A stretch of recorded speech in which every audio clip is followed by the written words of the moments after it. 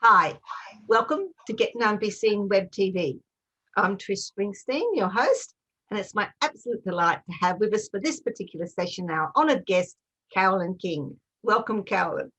Hi, Trish. Thank you for having me here today. Oh, I'm absolutely delighted. And Carolyn's from Melbourne, Victoria, Australia, for those who are watching internationally. So let's have a little discussion, and we're going to do that very shortly. I'm going to find out a little bit more about Carolyn before we go into that lovely conversation. We were speaking beforehand, and I know that we're going to be delving into all sorts of interesting things. And as usual, I'm going to say to you, well, we're going to run out of time. We always do. But never mind, we're going to have a great conversation. So who is Carolyn? All right. Carolyn has a business, Empowered Happiness. She's also the owner and founder of Empowered Happiness, and has helped thousands release negative emotions and trauma, assisting them to transition to a more fulfilled and happy life. She uses a multidisciplinary approach, which includes Kinesiology, mBit, positive psychology, mindfulness, tapping, Reiki, and meditation. So this lady has an awful lot of information at her tips. She's also runs workshops, is an international author of Empowered Happiness, Discovering Bliss Beyond Depression, and has co-authored many other books. She's the creator of the world's first Kinesiology Kinesi cards, which allows the user to bring a bit of kinesiology easily into their daily lives, and hosts her own show called The Happiness Hour on Inspire Radio UK. Now I've got to delve into that a bit more. Carolyn King is on a mission to help people live a fulfilled life with real and lasting happiness, and is especially passionate about helping those that have hit their rock bottom, as she has personally overcome the lows and disconnections of depression and the anxieties and stresses associated with corporate burnout. Her motto is, happiness starts with a smile and empowerment starts with a choice. Absolutely love it. Before we go anywhere, Carolyn, how did you come up with that? Does that sum up your whole life, or? Pretty much. I think I've done so many studies in the past that I knew that smiling actually can increase our happiness. It does literally change our physiology. It increases the happy hormones. And I guess as I went on my journey, I realized that empowerment really is about making a choice. It's making a choice and taking the action, which is what helps you to change your life in any areas of your life, in business and in your personal life. I knew there was a reason why we connected so well as soon as we saw each other, because those are my favourite little topics as well, smiling and empowerment. I want to know a little bit more about the Happiness Hour on Inspire Radio UK. How did that happen? I love this. And this is actually part of the business journey. And I guess it takes us on this journey. Just over a year ago, I came across Inspire Radio and I reached out to the person running it and said, can I be on your show? And he said, sure. And at the time we started chatting and I emailed him. He said he has meditation time. So I was sending him recorded meditations to play through through his radio station. And then towards the end of last year, we were in COVID in Melbourne, we were in lockdown. And I was thinking, what else can I do? Oh, I want a radio show. I don't know where that came from. And so I messaged him and I said, hey, I'd really like a show called, something around happiness. And we had a call, and I'm the first person in Australia to have a show. He does have international hosts. Most of them are from England, but there are a few hosts from the US as well. So I was his first Aussie person, and he said, sure, that actually really aligns with our radio station. And it just went from there. So I think I've done about 26, 27 interviews. They run weekly. They play out about 3 or 4 times a week. And it's just grown from there. So it's just something passionate that I like to do about helping people get their stories out there, because I think the motto on that one is we increase the happiness in the world one story at a time. So it's about sharing someone's story and allowing the listeners to see that they may not be alone in what they're feeling and thinking, and there are pathways out of that depression or anxiety, and there are pathways to happiness. Awesome. And I like the fact, going to delve a bit more into that, because to me, this sort of epitomizes what we talk about on the show and how to get known, be seen with TV. What you did was you started out somewhere and just developed that, and then the opportunity came. And viewers, this is what I want you to do. Stop, rewind, listen to what Carolyn said, because it's all about just putting out for opportunities, isn't it, Carolyn? that wasn't what you decided, but that's what you took advantage of. Absolutely. And it's interesting because I've taken a lot of opportunities over the years. I've been on a lot of international summits, and not many of them have played out the way this particular decision happened. And I think when you're in business, you have to keep putting yourself out there, and you don't know what's going to come of that. And with this particular instance, there's actually been more opportunities that have fallen in my lap as a result of this. So I'm also part of an app that's hopefully will be launched mid-year, and I'm part of the team that's writing the children's stories for that app. Now, I've never been a children's author before, but I wrote a story. They loved it. They loved my characters. And to me, it's like that, wow, this is exciting. This is an adventure, because life is an adventure. And when you run a business, it's an adventure. So you never know what decision you make and who you reach out to and how that will feed through. A year ago, I wouldn't have known this is where I'd be. So it's so important to reach out to people. It's so important to ask them, can I be on your show, or can I do this with you? Because those connections are invaluable, and you just don't know where that will take you. Absolutely brilliant. I think that's a gold nugget for everybody to be watching. It's something that I push all the time, but a lot of us don't get there. How did you got to that particular, and you were confident enough to do it, but have you always been confident enough to do that? So how have you been working on to be able to get to that position? What have you been doing? It's been a it feels like a slow process. In 2012, I hit rock bottom with depression, which sent me on a journey of personal development. So that was probably the start. When I was healing my depression, I started to get to the core of who I was, and I started to see life as an adventure. That's when that first started for me. And writing and publishing my book, Empowered Happiness, I was as nervous as anything when we had my book launch. I was shaking. I didn't know how to, do what I had to do. I had supportive people there, and I just pushed through. And from there, I started with speaking engagements. So because I had that, I had someone reach out to me and say, hey, Carolyn, can you come and speak at our event, which was about 2 hours away? And I said yes, because it was my first event. And it was that one step in front of the other. And I would be nervous doing public speaking. And sometimes I still am.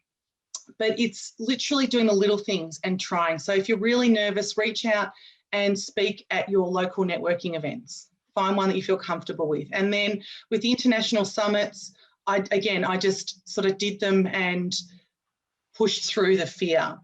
Last year, ironically, with everything I do, I still had a fear of Facebook Lives. Last year, I thought, it's COVID, why not overcome that fear? So I pushed through that fear. So it's really the little steps. Do what makes you feel, do the little steps that you can push through the fear, because there's always going to be fear there.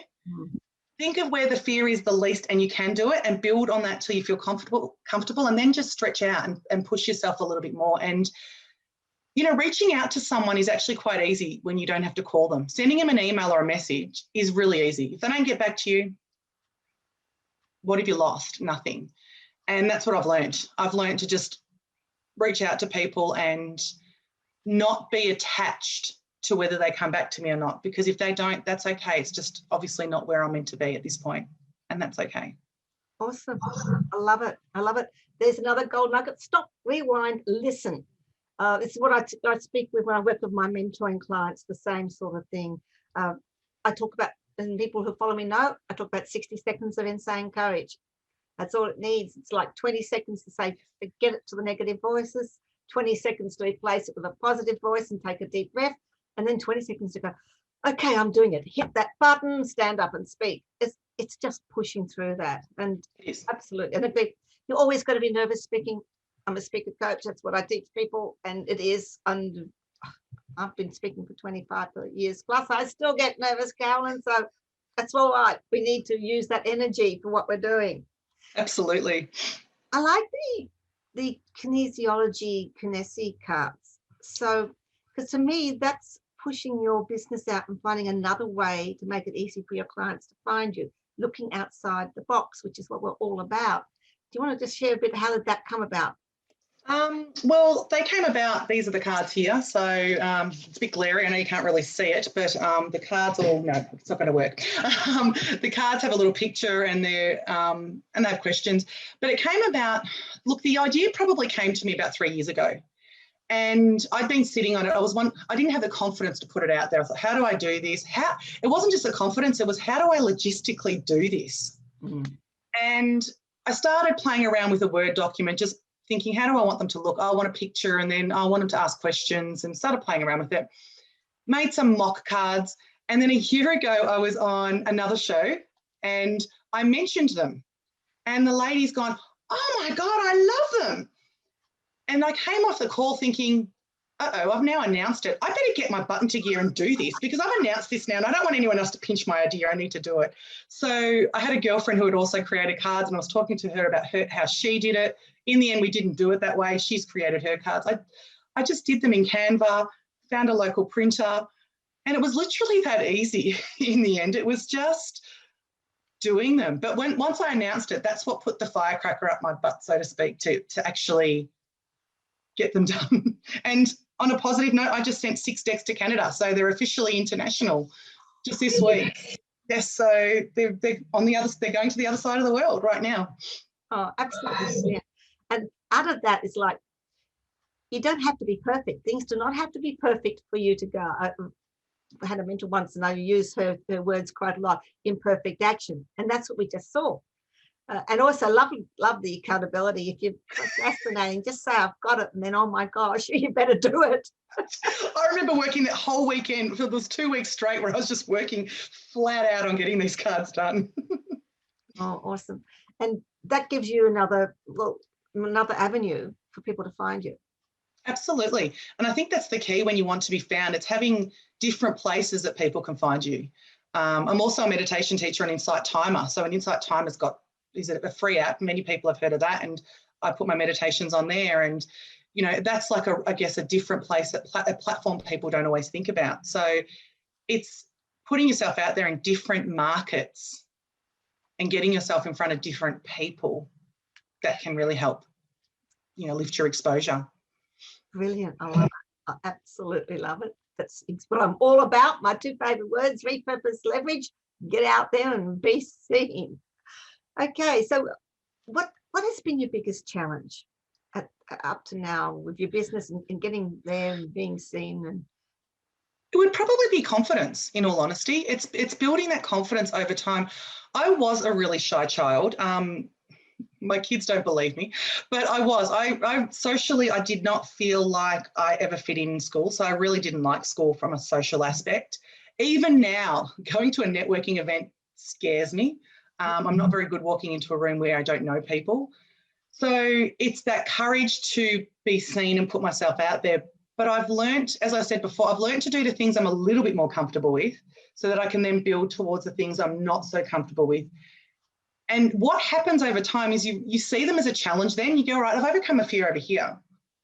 That's a challenge now. I need to overcome that fear, like I did with the Facebook Live. So it's really been courage and just building up. And now I'm a bit more like, you know what, I'm just going to put it out there. If you like it, you like it. If you don't, it's learning to be detached from what people think, especially the people around you that you want to support you. Yeah. And they may not support you in the way you feel they should. And that's okay, because they've got their own lives and they may not be into what you're into. Yeah, so. Absolutely. I knew there was a reason we liked each other as soon as we saw. Absolutely. We're probably soulmates in a way, because I'm an introvert and was extremely shy. And I had the same thing. People who used to know me would say, look, what are you doing now? It wasn't what you were like. But it's not that I've changed. I am. It's how I've learned to use the energy to be what I want to be. And if you are passionate about your business, you look for ways to do it. You do. Otherwise, just don't do your business because you aren't passionate enough about it. Absolutely. I think that's the key, the passion. You find it gets you out there. So we've talked a little bit about some methods that you've used. Is there anything else that you've used when you first started your business? How was that like, getting there? The first thing I did was get a Facebook business page was the first thing. And I think that's an easy thing to do for anyone because it doesn't cost any money. And even there, I was scared to post at the start. I was scared to put my first post out there. How do I do it? What do I do? And I learned somehow to create a post in PowerPoint and save it as a picture. Now I use Canva, but back then it was, how do I do this? I started there. I've worked with a few coaches over the years that have given me that little bit more courage. So I do have a Facebook page, group as well, where I put even more content into. And then I reached out to Instagram. I'm on LinkedIn loosely. I probably need to do more there. It's really just finding the platforms where you feel comfortable and having a presence, because people will look you up. Now, I do have 2 websites, because my original business name was Empowered Kinesiology, and that one just sits there in the background. And I do have my Empowered Happiness site since then, which is a bit more, I add to that one. So it's been an evolution. So when you start, it's really just starting with one thing that's simple. And like I said, I think Facebook business pages are really easy and simple and free. And then transitioning into what you're comfortable with and not getting caught up in all the tech. If you need help, sometimes it's better to pay someone. Someone did my website and just have given me some tips on how to update it myself. And if I still get stuck, I call her. So it's just that slow process in terms of getting on the internet. And then off the internet, networking events, speaking to people, connecting where your clients are. So I reached out to local schools because I work with children as well. I'm now doing some corporate work. So I've reached out to some of my corporate friends. It's just knowing what you know, knowing where your audience is, and then thinking about where would they be that they would see me? How can I get in front of them? Awesome. Good gold nuggets there, people. Again, stop, rewind and listen, because Carolyn is sharing with you many of the things that I shared with you. And it's about looking where your audience is and looking outside the square. Love it. And that moves me on to your books. You've been co-authored 4 other books. You've got Empowered Happiness that you've done. How have books changed or helped or hindered? I'm hoping they help. Look, my first book, Empowered Happiness, that was my first book. That is fully my book. And it was really written because after my journey from depression to happiness, I realized there were a lot of people around me depressed, and I couldn't articulate how I had gone through the journey. So I chose to write it down, and then I thought this would be a really good book. So my book is actually my journey, my tips, and then it's a workbook. There's room to write things. So for me, the book became a platform that allowed people to, one, know my story so that they knew where I was coming from, so they knew what my understanding was of depression, and also they could get a glimpse into my journey and how I work. It also did add credibility. To say that you're an international author does add credibility. And my book has been sent all around the world. It was published by Balboa Press, which is a company in the US. Mainly because I've always wanted to be a Hay House author. So I figured if I go to their self-publishing arm, hasn't happened yet, but that's okay.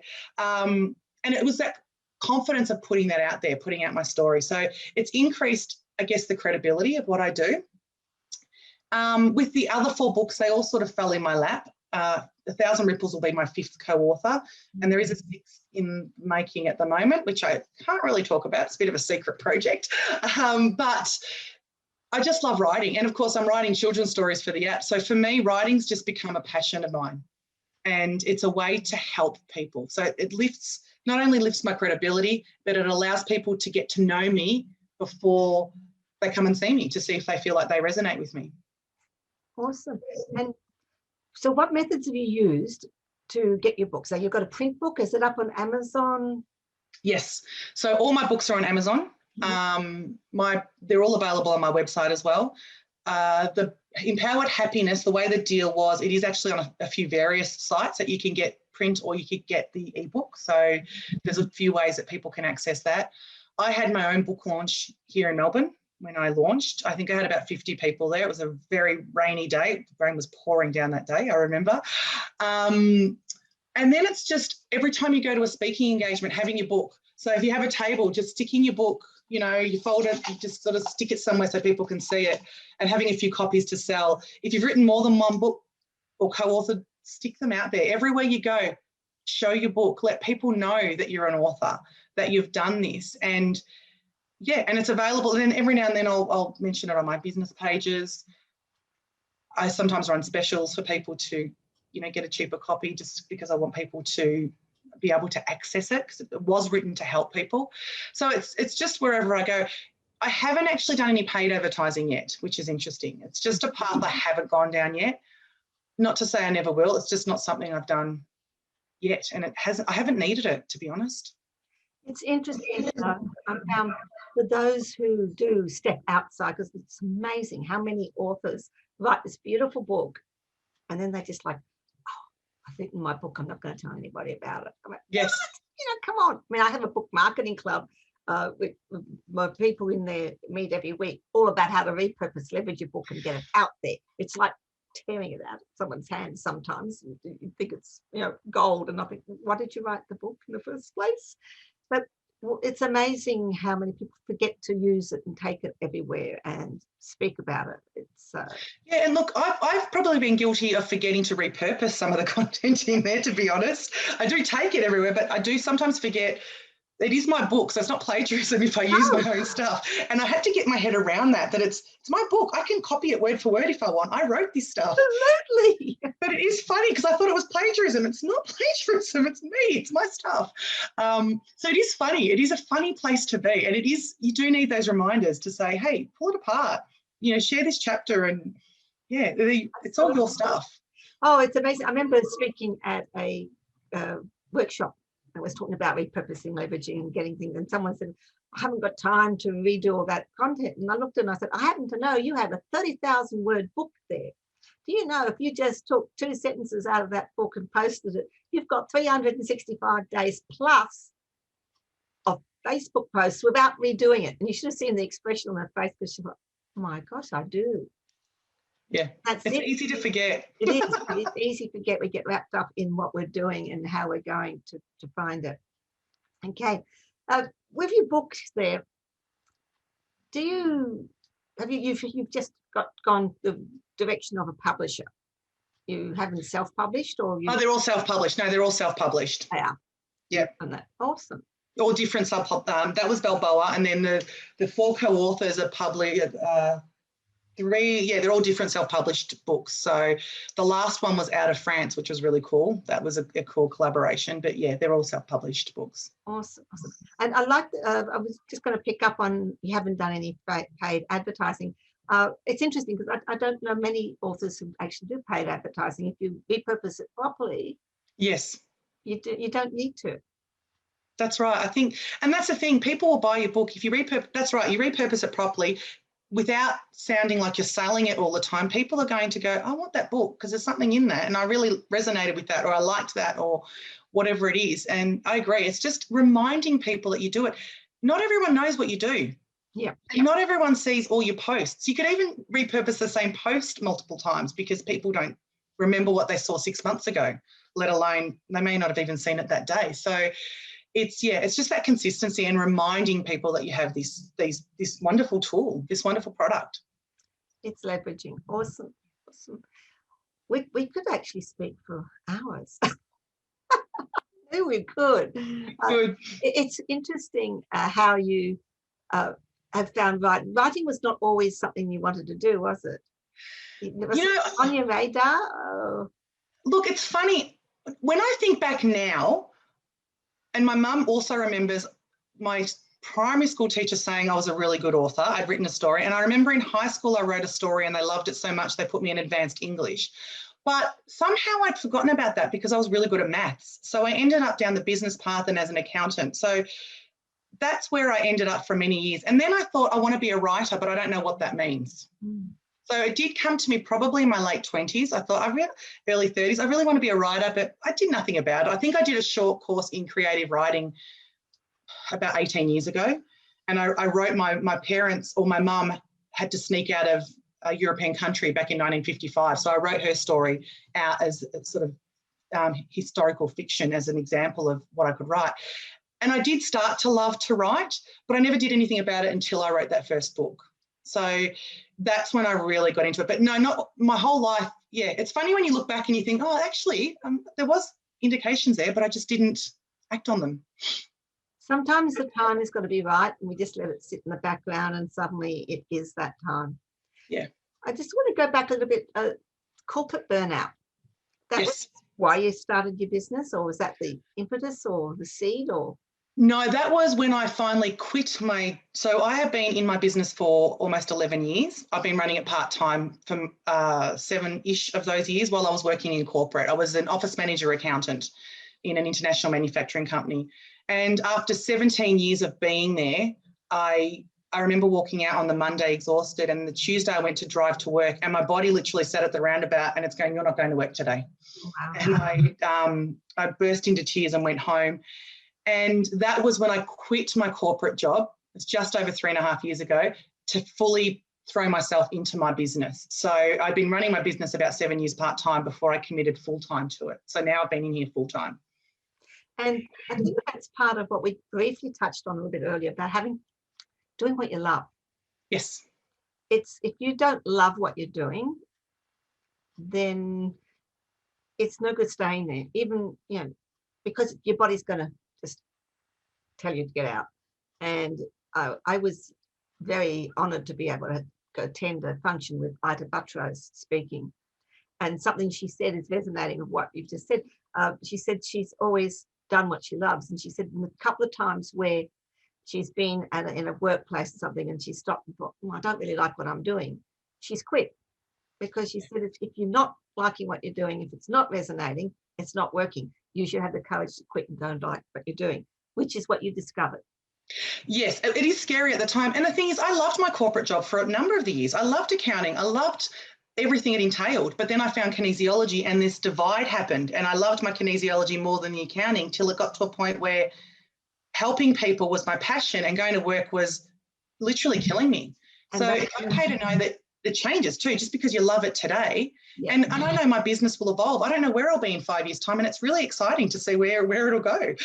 Absolutely. Oh, well, we'll have to come back and have another chat to see how it's going. Even in a year, you know, things can change every year. Absolutely. I love it. We just had that year has been a really interesting year, and I believe those who come out of it are the ones that took advantage of, wow, this is where we are. How can I think outside the box to keep going? Yeah. And those people are the ones who discovered, well, I believe the biggest thing out of that, positive, if you want to talk about positive, is that it's allowed everybody to go global. Yes. Have that opportunity. People who've been working locally, even nationally, suddenly discovered there's a whole big world out there and it's not that hard to get to. Yes, so, absolutely. Absolutely awesome. You have a free gift? I do. So you can go to my website and grab meditations. They're the meditations in my book, the first chapter of my book in there, and an ebook. Awesome. So absolutely. And that link, I'll put the link below. It's on your website. The link will be below here, people. Before we go, because as I said, we could chat. I think we're very much aligned in what we do. Your top 2 tips to step up and be seen, what would they be? We've touched briefly on some of them, but maybe just pull out. I think the first thing is to know who you are. Know who you are and be you. I think when you're you, you're less likely to be nervous because you're authentically you. So you just do it. It comes from within. You don't have to fake it. You just are. If you're shy, that's okay. If you're not, I'm quite loud and I talk with my hands a lot. I own it. It's me. And also, don't give up. Keep giving different things a go. Look at what other people are doing. You don't have to copy them, but just give things a go. Reach out to someone. Ask, can I be on your show? What's the worst they can say? No, or they ignore you. Big deal. Look to the next person. There's no failure in business. It's just, as I say, failure is first attempt in learning. It's just a way of, if this didn't work, all right, why didn't it work? Is it because I wasn't really passionate? Do I need more information? Is it just not right for me? It doesn't matter. Just keep going and know that there's no failure. Love those tips. Brilliant tips. Who's influenced you the most, either personally or in your business? Look, well, in my business, it would be my coaches. I had a coach, Samantha Jansen, many years ago. She was my first business coach, and she really helped me understand it wasn't a hobby, it was a business. And she helped me transition from that mindset. And she's one of my closest friends. So we've developed a friendship through that. So from a business point of view, and I had another coach, Mark Boness, after her, who was also really influential in my business. In my personal life, look, I'd have to say the support of my husband. I wouldn't be here if he has been supportive the whole way. We've been dating for a very long time. We started dating at 17 and he's always encouraged me. It's been a long time. Everything I've done, he has always had my back. And I hear a lot of people say to me, oh, my partner doesn't support me. I can't say that. Even when I quit my job, he was like, hun, do it. And if I'm having a bad day, hun, keep going. You know, I've never, ever had anything from him that's been less than supportive. So without him in my life, I wouldn't be here. Brilliant. Brilliant. I love it. Yeah. Thank you so much for sharing those. And those great tips too. Ones that people can take on board, and that people can contact you. Whereabouts best place to contact you? They can go email carolyn@empoweredhappiness.com is probably the easiest place. I'll put that below as well. Awesome. And you're on social media, so we will share those social media links out. Yes. Thank you so much, Carolyn, for being here and sharing your enthusiasm, your passion, and a little bit, because I know it's only a little bit of your journey. And I love your tips. Thank you so much. Appreciate the time. Thank you. Thank you so much, Trish, for having me on the show. Awesome. People, you've been watching Get Known, Be Seen Web TV. We've had the most awesome guest that we have been having a delightful conversation with, Carolyn King. You're going to have to stop and rewind and watch several of this, because there's been some huge gold nuggets on how to get out there and be seen, different ways. She's had some awesome tips on leveraging and using your book and just getting out there. And I think they're things that you need to watch. People, Get Known, Be Seen Web TV is all about having guests on it. Now, my guests are those people who have got a book, have got a product, an app, a business, something that they message that they want, and they've taken a deep breath and thought, okay, I need to reach out, I need to be out there. And they're going to do like Carolyn just did, come up and speak about their passion. So if you would like to be a guest, you can just put a comment below, or you can PM me. My details and connections are below.